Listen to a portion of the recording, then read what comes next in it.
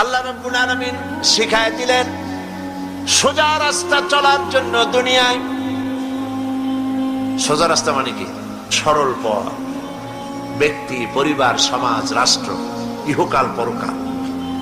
সোজা রাস্তা যদি আমার কাছে চাও ও বান্দা, আমার কাছে কেবলমাত্র সহজ সরল সঠিক রাস্তার জন্য আমার কাছে বলো, ইহদিনাস সিরাতাল মুস্তাকিম সিরাতাল্লাযীনা আন'আমতা আলাইহিম গায়রিল মাগদুবি আলাইহিম ওয়ালাদ-দাল্লিন।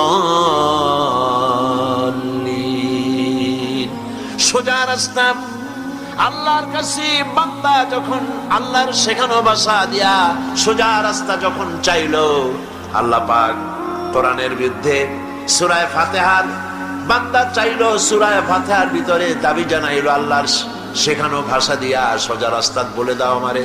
রব্বুল আলামিন সূরা ইয়াসিনের ভিতরে গিয়া সূরা ফাতিহার চাওয়ার জবাব দিয়া দিলেন, ওয়া আনি'বুদুনি হাযা সিরাতুম মুস্তাকিম।